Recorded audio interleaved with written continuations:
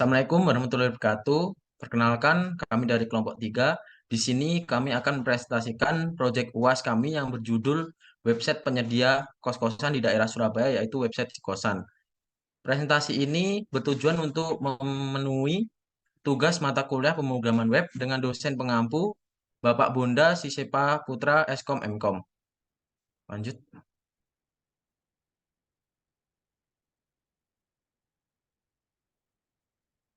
Untuk anggota kelompok dari kelompok 3 sendiri, yang pertama ada M. Yazid dengan NIM 2005 120 40 19. Yang kedua ada Tikea Farah Zafira dengan NIM 2005 120 40 33. Ada saya Muhammad Alfianur dengan NIM 2005 120 40 37. Dan yang terakhir ada Farif Sartika Farhani dengan NIM 2005 120 40 55. Langsung saja ke materi. Yang pertama, Sikosan. Website Sikosan ini adalah website penyedia kos-kosan. Sikosan sendiri merupakan platform yang menyediakan layanan penyewaan kos yang berada di kota Surabaya. Dengan adanya aplikasi ini, maka pengguna bisa lebih mudah ketika mencari penyedia kos untuk saling bertukar informasi. Di Sikosan ini, kita dapat melihat beberapa data-data kos meliputi nama kos, alamat kos, dan beberapa fasilitas yang terdapat di dalam kos dan lain sebagainya. Langsung masuk ke bab pendahuluan. Pertama, website adalah media untuk memasarkan produk dan layanan di internet. Website dapat menjadi wajah yang mencerminkan perusahaan, organisasi, dan sebagainya di media internet. Website juga bisa berperan menjadi merek suatu usaha. Dengan melumrahnya internet di tiap sudut dunia, semakin banyak pula kepentingan atau permintaan yang berhubungan dengan internet. Mulai bermunculan usaha-usaha yang didigitalisasi seperti e-komersial, e-banking, dan lainnya, termasuk layanan jasa dan sewa seperti hotel, campsite, kos, dan sebagainya.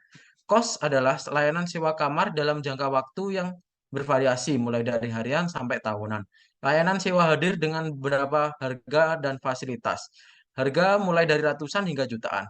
Fasilitas mulai dari hanya kamar hingga AC, air panas, bahkan WiFi. Dengan semakin murahnya layanan ini, semakin bermunculan juga konsumen. Dengan menggunakan web pencari kos-kosan, konsumen dapat menghemat waktu dan uang. Tidak perlu mengecek pintu satu persatu, hanya dengan satu gerakan jari melihat halaman web, sudah bisa mengetahui semua informasi tentang kos-kosan tersebut. Next. Maka dari itu, halaman web Sikosan merangkum informasi-informasi tentang kos-kosan dari berbagai daerah untuk mempermudah konsumen memilih kos-kosan yang sesuai dengan fasilitas yang diinginkan atau budget yang mencukupi. Di dalam web ini sudah termasuk foto kos-kosan, informasi seperti kontak, alamat, fasilitas yang disediakan, harga, dan lainnya. Konsumen bisa langsung menghubungi kontak yang sudah disediakan web Sikosan pada laman untuk dihubungkan langsung ke pemilik kosan. Setelah deal atau sepakat, konsumen bisa langsung mendatangi kos-kosan yang sudah disewa. Yang pertama di sini ada rumusan masalah.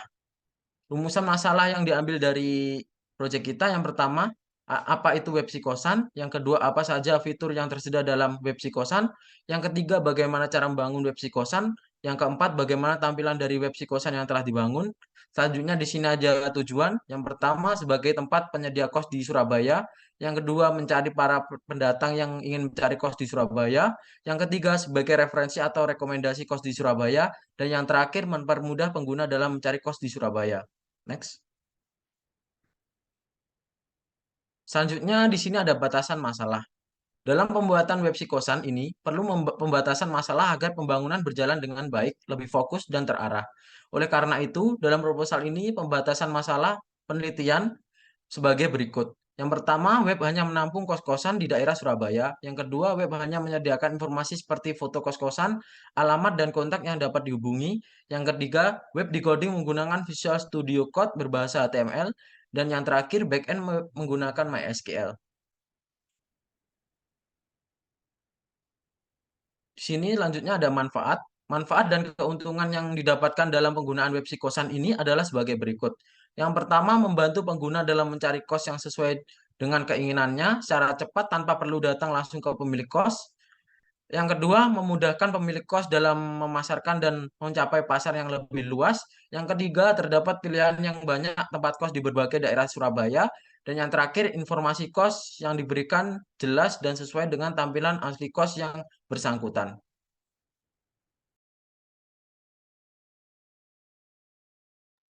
Selanjutnya ada metode penelitian menggunakan analyze, design, development, implementation, dan evaluation. Analyze artinya menganalisis cara kerja, pembuatan, dan kerangka sistem web. Proses perencanaan ini merupakan proses pemilihan jenis website yang akan dirancang secara statis atau dinamis. Secara khusus, ini merupakan pekerjaan mengumpulkan data dan akan ditampilkan di situs web yang direncanakan. Dan data yang diperoleh serta dianalisis sesuai dengan karakteristik dan kebutuhan data. Lalu ada desain, yaitu suatu proses sistematik yang dimulai dari merancang konsep, konten, dan desain yang berada pada produk yang akan dibuat. Jadi di sini proses ini fokus terhadap desain tata letak, struktur sistematis, navigasi penyajian, informasi, dan UI UX dari pengguna. Selain hal tersebut, sebuah website database dinamis membutuhkan pembuatan program atau aplikasi.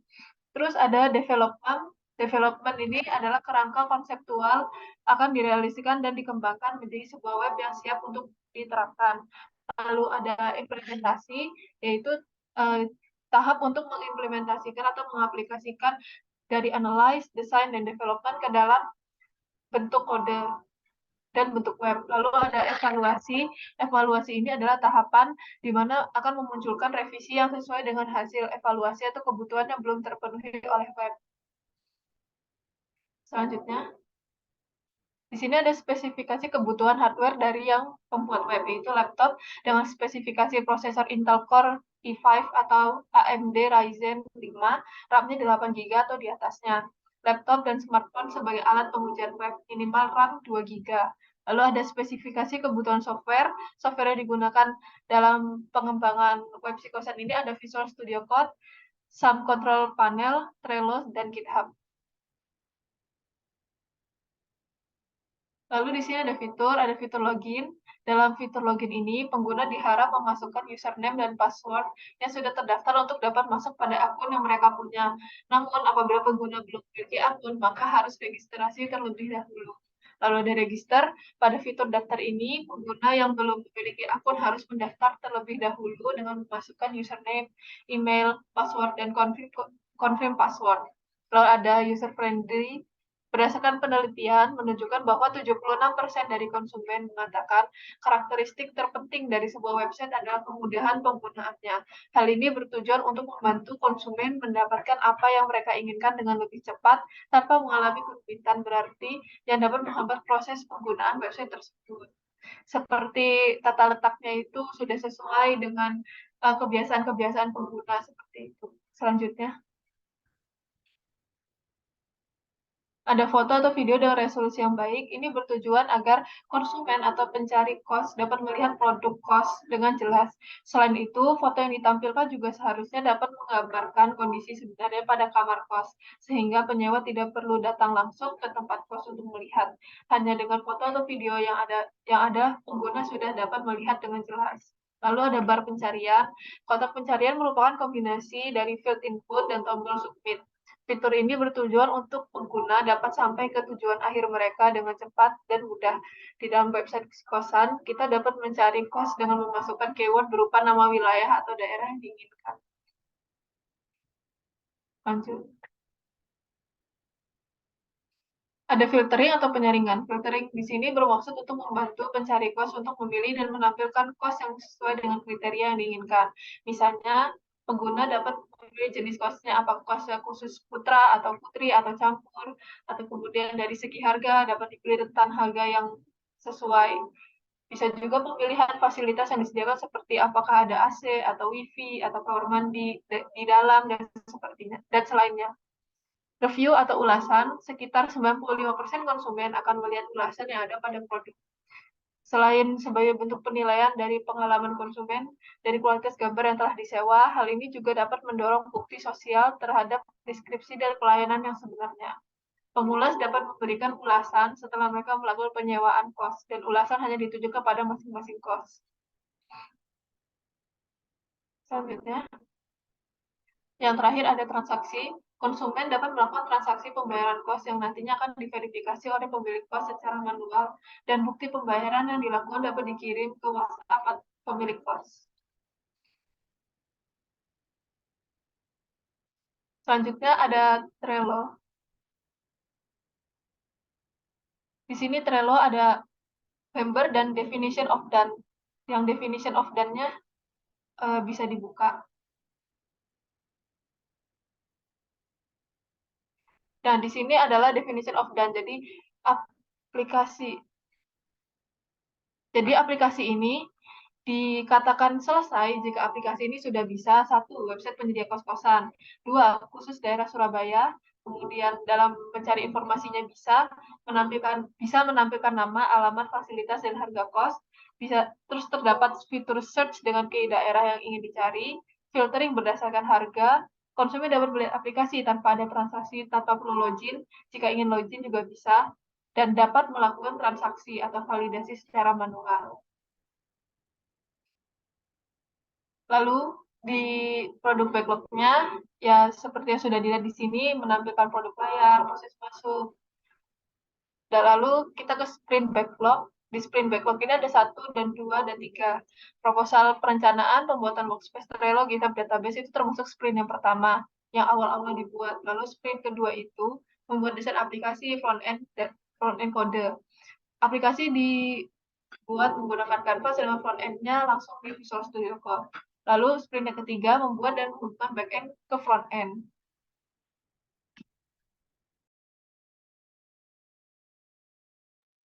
Baik, untuk selanjutnya akan dijelaskan oleh saya. Boleh ke sebelah kiri dulu, geser. Untuk bagian flowchart. Lagi. Flowchart. Lagi ke geser paling ujung di bawah. Geser, geser. Bukan ke bawah. Di scroll dulu. Itu tadi productivity. Nah, ya. Dibuka attachment-nya, gambarnya. Itu. Yaps. Nah, ini untuk flowchart-nya. Jadi, untuk flowchart ini dia menggambarkan alur secara singkatnya itu sistemnya akan gimana gitu. Yang pertama, dimulai dari start itu akan masuk ke halaman utama. Nah, di halaman utama ini kita ada ingin menyewa atau enggak. Ketika dia menyewa, dia nanya akan punya akun atau enggak. Ketika punya akun, sebentar, ingin menyewa, kalau enggak menyewa dia tetap di halaman utama. Kalau punya akun dia eh, di login. Terus kalau enggak, dia harus sign up dulu. Terus di sign up, ketika dia daftar harus input data dan baru bisa masuk ke login. Nah, setelah di login ini dia akan tampil produk. Tampil produk ini masuk ke pembayaran. Dari pembayaran itu akan masuk ke sistem verifikasi transaksi. Itu untuk flowchart-nya. Bisa ke database-nya.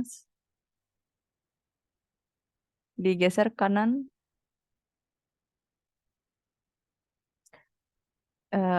Ya, untuk dan di scroll ke bawah. Untuk desain data. Desain data atas 1.5. Ya. Dibuka attachment-nya yang JPEG-nya aja, CDM, PDM. Nah, JPEG-nya. Ini untuk CDM-nya, boleh dibesarin. Nah, di bagian transaksi dia ada data ID transaksi untuk tanggalnya dan pembayarannya gitu. Kemudian dia akan diterima oleh pemilik kos. Pemilik kos ini terdiri dari ID pemilik, terus nama pemilik dan nomor HP-nya. Untuk ID tadi itu akan menjadi key-nya atau kuncinya. Terus dari pemilik kos dia ke produk. Dia artinya pemilik kos itu memiliki sebuah produk, yaitu sebuah kos-kosannya. Itu terdiri dari ID produk, nama produk, harga, dan alamat. Kemudian dari pemilik kos itu berhubungan dengan admin. Jadi admin itu mengelola pemilik kos. Dia terdiri dari ID admin, nama admin, dan atributnya. Gitu. Terus di transaksi dia terhubung dengan konsumen. konsumen itu terdiri dari ID konsumen, nama konsumen, username, dan passwordnya. Nah, konsumen ini dia akan menyewa produknya yang disediain oleh pemilik kos tadi, eh, ya dengan entitas yaitu menyewa. Boleh ke PDM-nya.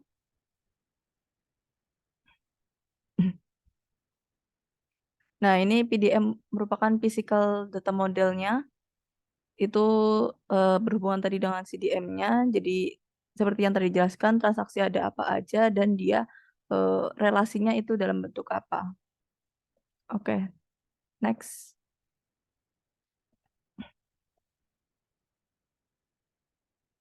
Untuk selanjutnya akan dijelaskan oleh rekan saya. Silakan.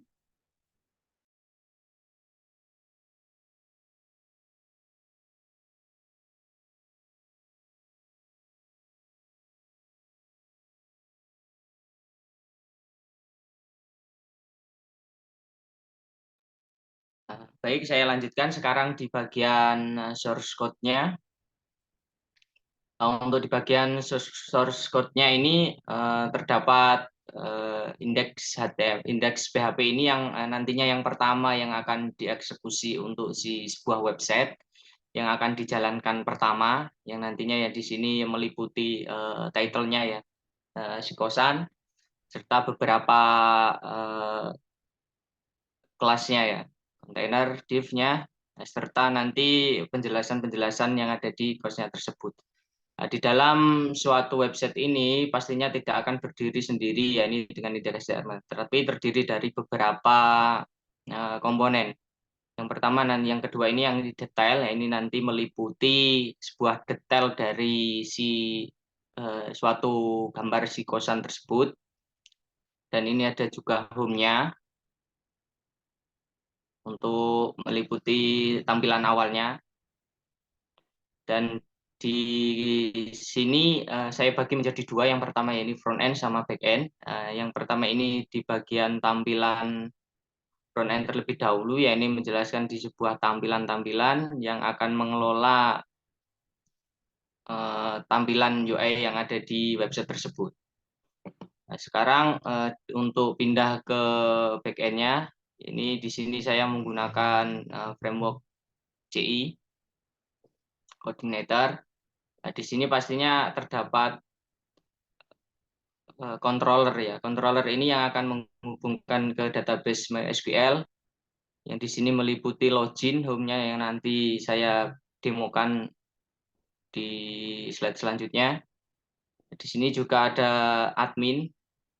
Ya, di sini nanti ada tampilannya admin sendiri yang UI-nya serta membernya, yaitu sebuah pelanggan yang akan mengeksekusi pembayaran ataupun sewa bahkan registrasi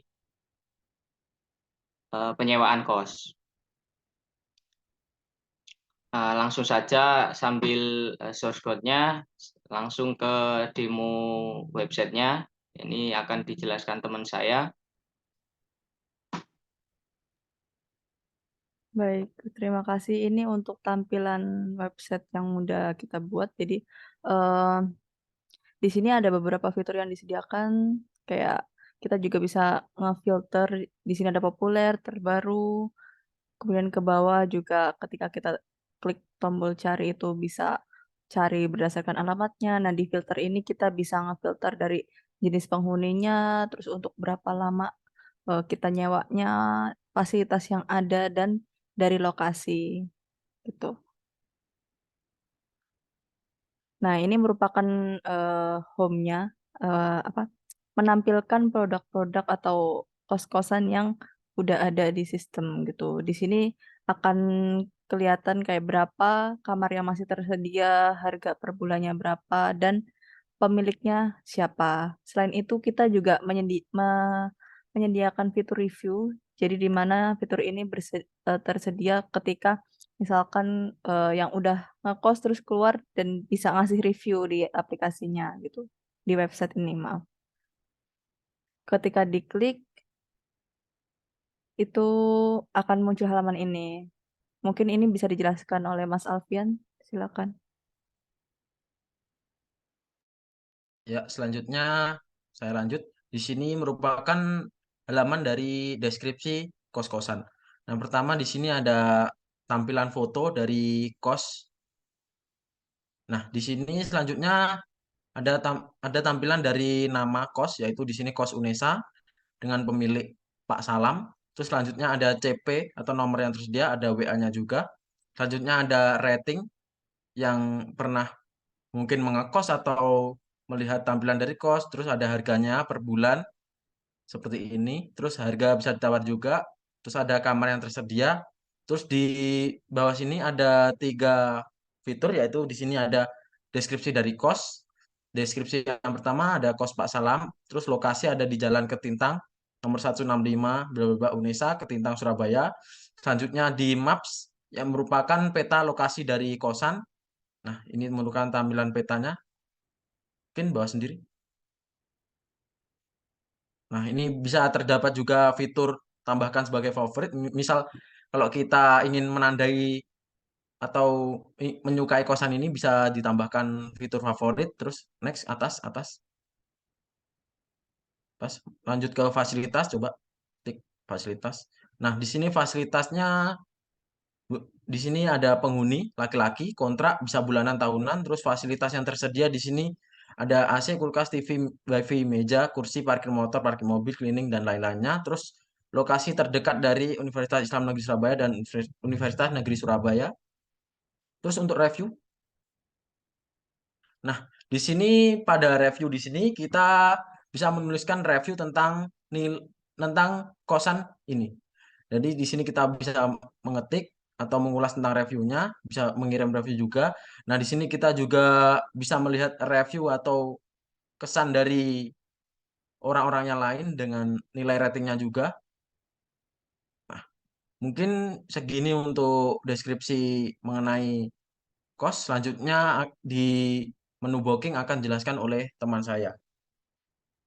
Nah, dilanjut setelah melihat berbagai cost-nya, pastinya kita akan fitur transaksi. Nah, sekarang kita masuk, misal kita menyukai cost ini, maka kita langsung diarahkan ke fitur pemesanan, ke sistem bookingnya ya. Dan ini yang pertama. Nah, di sini yang pertama ada beranda dan ada logo semuanya, kosan. Nah, untuk kos-kosan ini pastinya meliputi seputar kos ini ya, yang tadi Pak Salamun, dan coba kita pesan. Nah, kalau belum punya akun, pastinya kita harus login terlebih dahulu. Misal kita buat namanya ini, maksudnya 123. Kita daftar. Nah, setelah kita daftar, nantinya kita baru masuk ke kosan lagi, kita pesan. Setelah kita pesan, nah di sini terdapat transfer ya ke rekeningnya. Jadi kita transfer terlebih dahulu dengan harga yang ditentukan di awal tadi. Kita misal pesan 1 bulan saja untuk pesan. Nah, setelah pesan tadi sudah transfer, sebaiknya disimpan untuk si bukti transfernya karena kita akan pada menu bayar. Nah, pada menu bayar ini tanggal pembayarannya tadi berapa, terus nominal pembayarannya berapa tadi. Setelah itu kita upload bukti pembayarannya ya. Kita upload bukti pembayarannya, kita transfer ini. Nah, setelah ini selesai, pastinya kita dicekkan di status ini. Pastinya statusnya masih belum. Nah, ini nantinya kita akan konfirmasi dari adminnya. Jadi sebelum kita tahu ini selesai belum, kita masuk ke menu adminnya untuk login sebuah adminnya yang mengelola. Yang tadi data pesanan ya ini yang tadi pesan Salamun tanggal ini 1 bulan. Setelah itu kita durasinya 1 jam, kita update. Setelah itu kita cek data sewanya ya ini meliputi transfernya tadi, bisa di-download dan ini bukti transfer pembayarannya. Nah, di admin ini juga bisa menambahkan kontrakan yang tadi yang kita lihat yang pertama. dan reviewnya juga bisa dicek di sini. Nah, setelah itu kita coba logout. Kita masuk lagi ke akun yang tadi untuk melihat statusnya.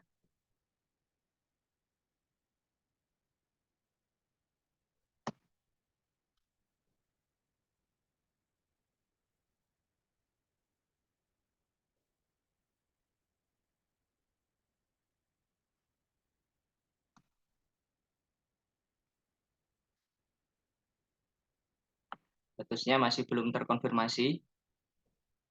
Nanti bisa di-upgrade. Yaitu nanti ketika sudah terkonfirmasi dan diteruskan ke pemilik kos, maka statusnya sudah otomatis akan berubah menjadi lunas, serta di sini tanggalnya berapa.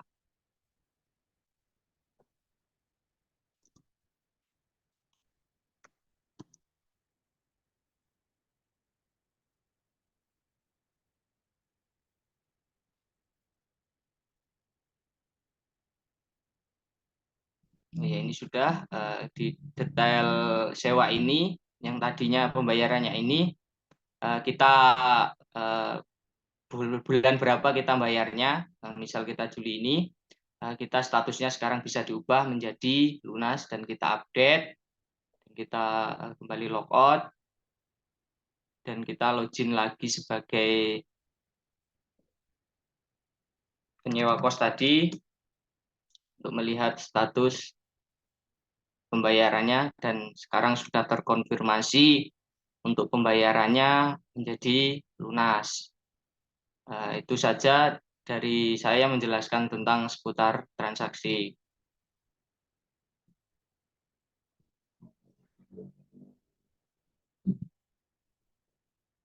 Kesimpulannya,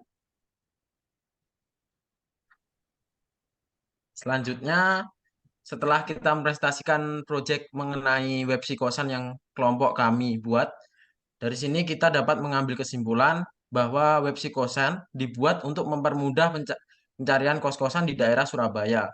Web psikosan dikembangkan menggunakan Visual Studio Code dengan bahasa coding HTML serta MySQL.